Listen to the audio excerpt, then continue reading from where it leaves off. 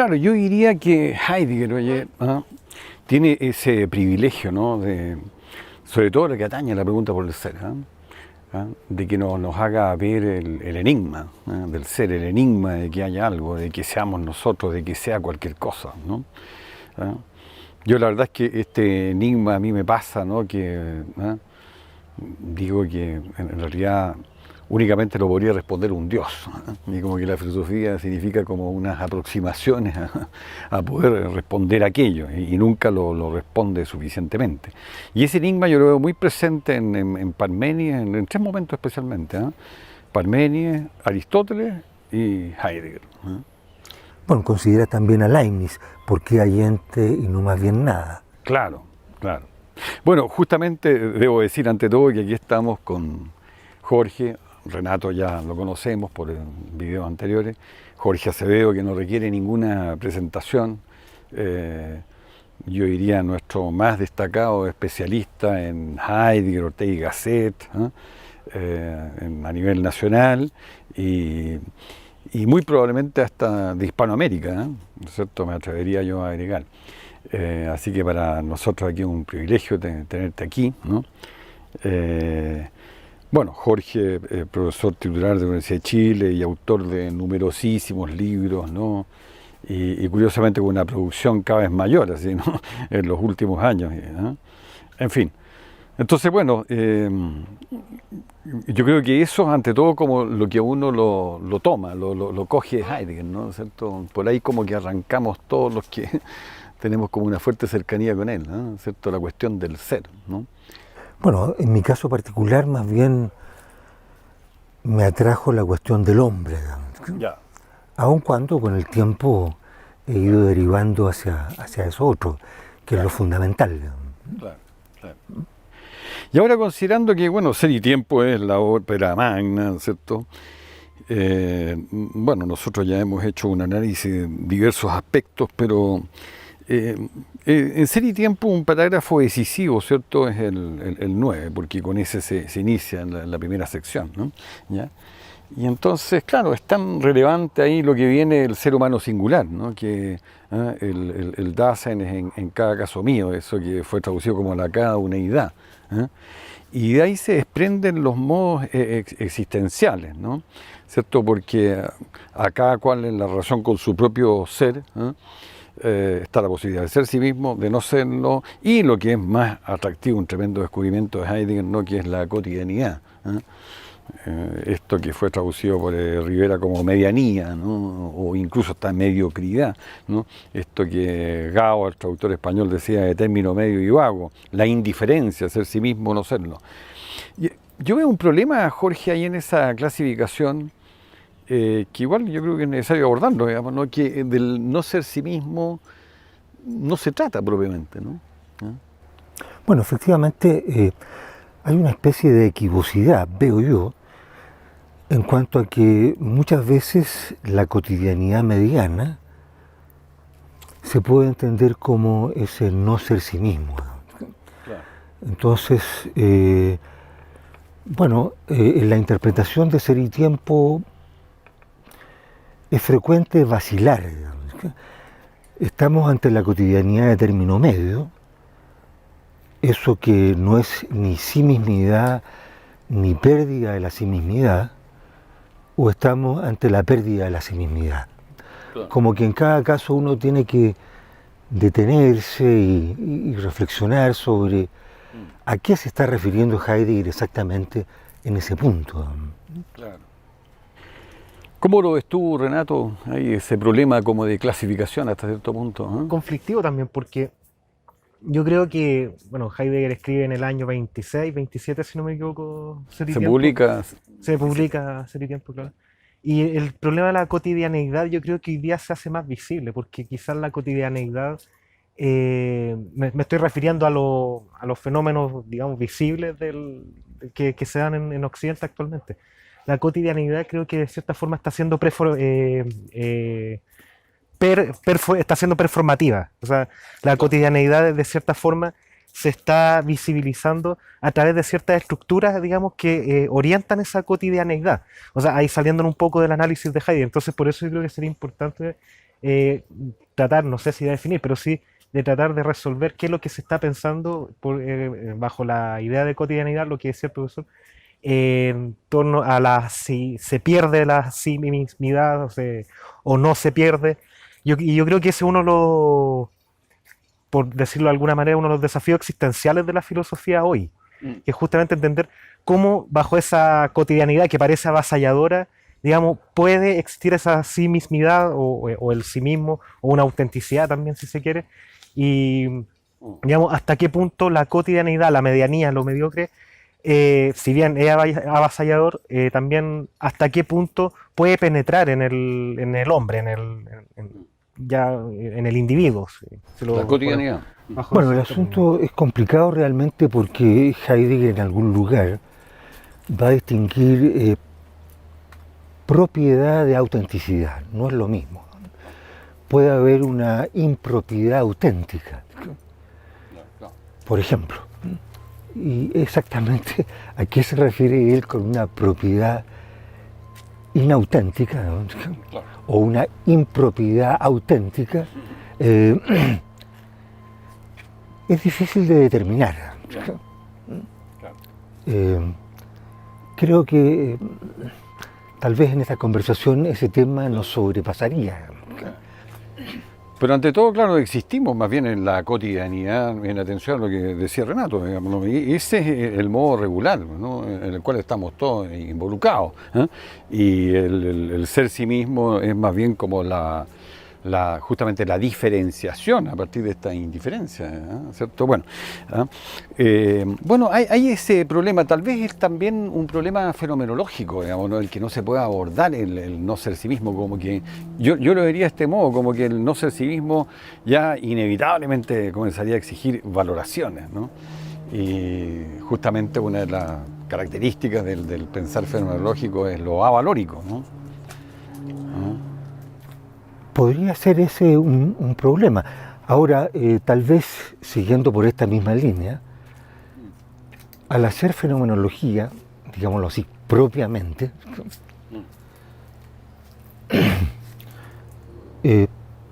puedo yo estar referido directamente a lo impropio. Tal vez no. Entonces, una descripción fenomenológica de la impropiedad hecha desde la propiedad es difícil, ¿no? Claro. Y fíjate tú que parejamente, respecto de, bueno, probablemente son como los únicos problemas que yo personalmente vería en Ser y Tiempo, porque para mí es, bueno, una de las más grandes obras, y eso lo compartimos Jorge y Renato, ¿cierto? Una de las más grandes obras filosóficas de toda la historia de la filosofía, ¿no? Pero hay un segundo problema de clasificación, y es que habría como únicamente estos dos modos de ser, ¿no? Lo a la mano, ¿ah? Lo que es True-Handen y que se puede convertir en Vorhanden, ante los ojos, ante la mano, y esa traducción que es un poco problemática de Rivera, digamos, ¿no? El mero estar ahí, ¿cierto? Porque se confunde un poquito con el ser ahí, el da, si bien es completamente distinto, ¿eh? Pero claro, por ejemplo, un atardecer o un amanecer resulta que no son ni a la mano ni ante los ojos, porque ante los ojos sería, ¿cierto?, para el conocimiento, como lo que es útil falla, ¿eh? O algo se cruzó en el camino, ¿eh? O algo falta, que son esas posibilidades como para que lo a la mano se convierta en ante la mano o ante los ojos, en Vorhanden, y eso es lo que tiene que ver con la mirada teorética, ¿no? ¿Eh? Pero bueno, por supuesto, con esa mirada teorética podemos ver todo, pero ¿qué pasa con lo que los griegos consideraron como la poiesis, ¿no? Por ejemplo, hoy en Fink destaca de que hay como 3 modos radicales de instalarse el ser humano, de habitar el mundo, ¿no? Ya el ser humano, y que son la teoría, la praxis y la poiesis. Entonces, hay algunos pasajes en Ser y Tiempo, ¿cierto?, en que parece que lo poético, que después va a jugar un rol extraordinario, como que esa supuesta falencia de Ser y Tiempo después se supera, ¿eh? Absolutamente, pero en Ser y Tiempo como que está apenas insinuado, ¿eh? Bueno, yo plantearía lo siguiente. Heidegger recurre a la palabra pragmata de los griegos. En eso estamos primariamente, en un ámbito de prágmata. La palabra es traducida por útiles, podría ser traducida también por obras, pero en mi opinión, creo que la traducción que da Ortega, por ejemplo en El hombre y la gente, de prágmata, puede, puede dar respuesta a lo que tú planteabas recién, un amanecer, un atardecer. Prágmata son los asuntos, las importancias. Bueno, un atardecer, un amanecer, es algo que en determinado momento yo asumo, tengo que asumir, es un asunto, algo que me importa. Está bonito eso, ¿eh? Está bueno el giro. Sí, Sí. creo Bueno, que claro. la traducción de Ortega de prágmata es como más abarcadora que esta de lo a la mano o lo ante los ojos o presente. Por otro lado, Sí. respecto de lo anterior, de la propiedad, de la impropiedad, de la autenticidad, de la inautenticidad, en algún momento Ortega relata una anécdota aparentemente muy trivial. Una señora le pregunta con cierta admiración: ah, usted es el señor Ortega. Entonces él piensa para sí mismo que debería responder: sí señora, pero lo soy solo aproximadamente. Con lo cual querría decir, ¿no es cierto?, que todos nosotros de algún modo estamos en cierta impropiedad. Muy bueno. No alcanzamos la altura que tendríamos que tener, digamos. Genial. Y bueno, es que eso tiene que ver con algo que hablábamos Claro. la otra vez, de que no se puede escapar de esta Claro. medianía aplanador, que aplana. O sea, y creo que la anécdota que cuenta el profesor, Sí. o sea, va en esa misma línea, ¿no? Claro. Y eso que ya está en Jaspers, ¿no? ¿Cierto? De que el sí mismo es inobjetivable, inidentificable, apenas tú clavas la bandera en el sí mismo lo asesinas, lo matas, ¿no? Porque posibilidad es que te asumes como poder ser, digamos, ¿no? Pero nunca dejas de ser posibilidad, ¿eh? Y entonces en el ámbito de esa posibilidad, por supuesto, ya en lo que se refiere, digamos, ¿no?, como a un cierto anticipo de lo que va a ser, sobre todo el tema del sí mismo, ¿no? ¿Cierto? La segunda sección, ¿no? La Sorgue, eso yo lo encuentro extraordinario. Lo que yo simplemente traduciría por preocupación, pero bueno, a Rivera le parece irse literalmente, en los comentarios de la traducción de Rivera de ese tiempo, le parece un término hirsuto, así como pelos hirsutos. Pero bueno, Sorge en alemán corriente es preocupación, incluso yo pienso que se conserva la familia de las palabras que hay en alemán, porque Sorge, preocupación, ¿cierto? Besorgen, ocuparse de, ¿no?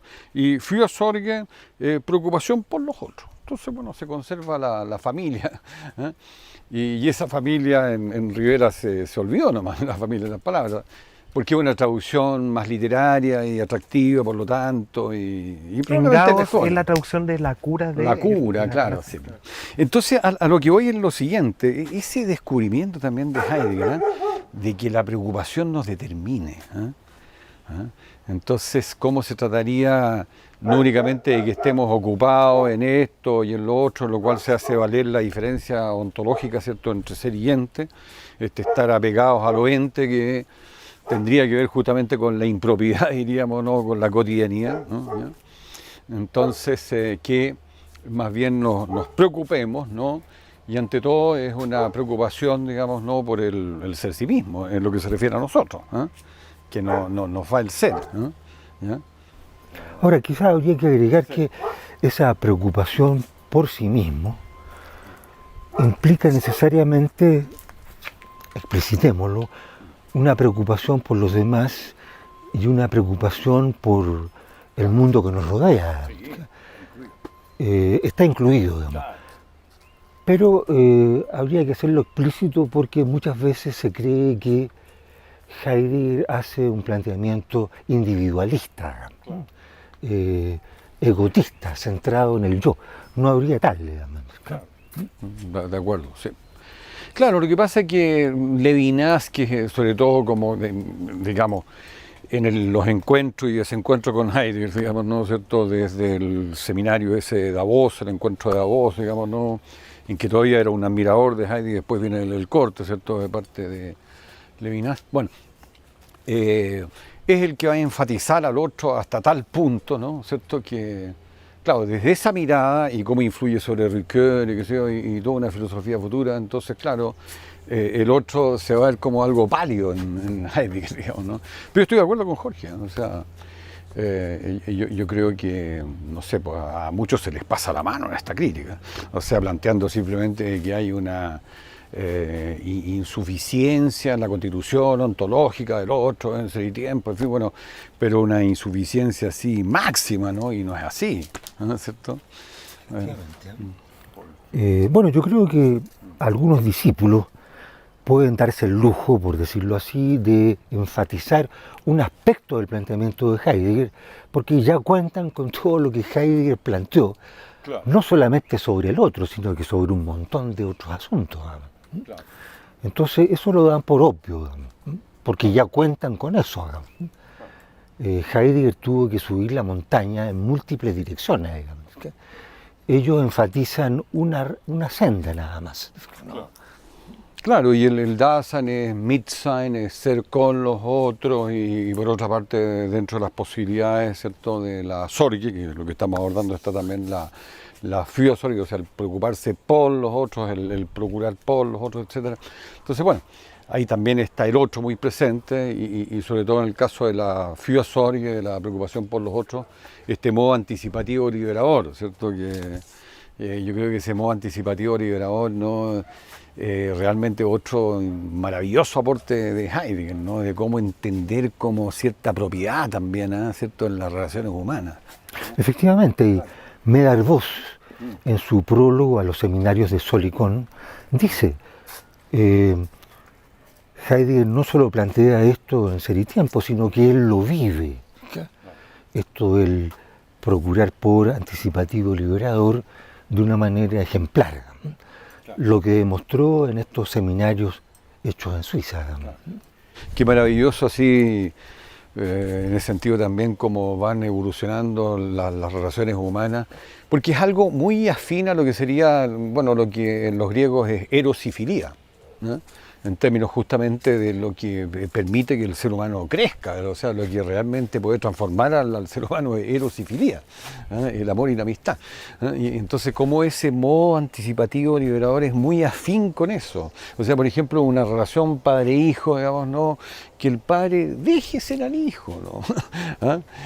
Por supuesto, también ahí tiene una justificación la otra posibilidad, que sería la sustitutivo-constrictora, porque al fin y al cabo, bueno, tiene que jugar el rol de papá, indicar cierta dirección o qué sé yo, digamos, ¿no? Pero lo bello, ¿cierto?, de este modo anticipativo liberador es que yo me anticipo al otro en su poder ser y lo libero, que tome sus decisiones y qué sé yo. Ahora, es interesante hacer una acotación respecto del modo sustitutivo dominante, también se ha traducido así, en cuanto que en una obra anterior a Ser y Tiempo, Heidegger insinuó que este modo no era positivo. Claro. Mientras que en Ser y Tiempo, si bien lo pone en el extremo inferior de los modos positivos, claro, declara inequívocamente que es un modo positivo de convivencia frente a los modos indiferentes o negativos, digámoslo así. Claro. Por lo tanto, no habría que tomar una actitud como desdeñosa frente a la actitud del padre, digámoslo así, como protector, digamos. Y el gobernante tiene que ser gobernante, y el presidente tiene que ser presidente, y el rector de la universidad tiene que, bueno, o sea, las relaciones autoritarias obviamente que van a estar del lado de una relación sustitutivo-constrictora. Pero lo interesante es que esas mismas relaciones autoritarias involucren también, ¿cierto?, lo anticipativo liberador. Porque entonces, claro, justamente se mejoran las relaciones humanas, ¿no? Y como esa suerte de ecuanimidad que tendría que haber, ¿no?, esa proporcionalidad entre uno y otro, probablemente, Y bueno, la Sorgue tiene su estructura, porque dicho así en términos técnicos sería el preserse como ser ya en el mundo, ¿no? Y ahí viene esa preposición casi en desuso del castellano, cabe los entes intramundanos, junto a los entes, el bei del alemán, ¿cierto? En medio de, dice. En medio de, claro, los entes intramundanos. Entonces, eso abarca todo ese tiempo, Jorge, ¿cierto? Porque de un lado tienes el preserse, el sich vorwegsein, ¿no? Que estaría del lado de la proyección, ¿no? El ser ya en el mundo, ¿no? Del lado de la eyección, estamos arrojados en el mundo, ¿no? Y del lado de este perderse casi, digamos, ¿no? Pero que es inevitable, ¿no? En los entes intramundanos, el estar meramente ocupado, ahí está la caída, ¿no? ¿no? Claro. Entonces, muy decidor que después Heidegger, sobre todo en la segunda sección, hable, remitiéndose siempre a la Sorge, estos tres momentos: Existenz, Faktizität, ¿no? O sea, la existencia, la facticidad y el Verfallen, la caída, ¿no? Como abarcando esa estructura. Y la facticidad, justamente porque, bueno, hay este factum brutum de que estamos arrojados en el ser, digamos, ¿no? ¿Cierto? ¿no? Efectivamente. Bueno, él dice estamos arrojados en el mundo, y a propósito de eso, la palabra mundo en Heidegger, la verdad es que tiene un montón de significados. Es fácil perderse un poco y no entender bien en cada caso qué es lo que está diciendo él con mundo. Claro. Y bueno, podemos decir también estamos arrojados en el ser. Por lo demás, en algún escrito del mundo y ser se identifican, son lo mismo. Claro. Por ejemplo, en La Cosa. Claro, claro. Claro, que ahí es justamente el mundo con la cruz de San Andrés, ¿cierto? La cuaterna, ¿cierto? De cielo, tierra, divinos inmortales. Efectivamente, esta cuaterna a veces se entiende como mundo y a veces se entiende como una figura, yo la considero figura matriz del ser. Claro. Entonces, mundo es lo mismo en ser y tiempo o en La Cosa. Tal vez no, hay por lo menos algún matiz diferencial, digamos. Claro. Y dentro de la estructura de la Sorge, es decir, ¿no es cierto, Renato, lo genial que es que haya eyección, el estar arrojado, y a partir de eso, proyección? Te fijas tú, como que no es posible para el Dasein, para el ser humano, que se proyecte si no es sobre la base, digamos, ¿no? De que nació, ¿no? Está arrojado en su nacimiento porque nació, o porque naciste en una determinada familia, en determinada época, o porque eres hombre o mujer, o porque eres flaco, alto, chico, gordo, qué sé yo. ¿no? Claro, que indicábamos la otra vez, cómo a partir de eso que digamos que es ajeno a lo que a la decisión que pueda tomar uno, digamos, pero justamente a partir de eso es que se puede proyectar, o sea que a partir de eso uno ya puede, digamos, establecer los principios o quizás o diseñar la propia existencia, obviamente teniendo en cuenta todo lo que hemos estado hablando, la propiedad, impropiedad, como nosotros estamos inmersos dentro de una sociedad que es medianía, etcétera.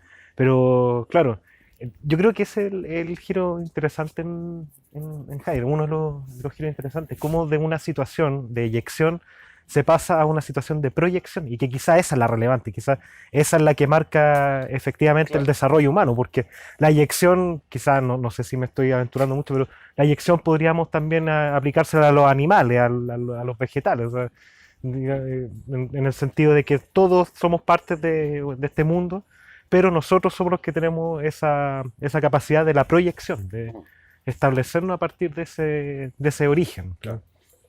Bueno, del lado de la eyección también yo diría, Jorge, hay por supuesto cierta afinidad con el destino, con el Schicksal, el Geschick, ¿eh? ¿Cierto? Porque, bueno, estamos destinados sobre todo, digamos, no, bueno, por lo que somos, digamos, ¿no? ¿Eh? Pero curiosamente el destino está también ligado, y tal vez por sobre todo, ¿eh? Al advenir, ¿cierto? Viene del lado de la proyección. Efectivamente. Bueno, en esta eyección estaría la historicidad, digamos, y este famoso C o uno impersonal, que yo creo que tiene que ser reinterpretado porque también ha dado lugar a muchos malos entendidos, como que Heidegger toma una actitud despectiva frente a nuestra dimensión social. Eso no puede ser. Y él lo declara taxativamente en el parágrafo 27 de Ser y Tiempo.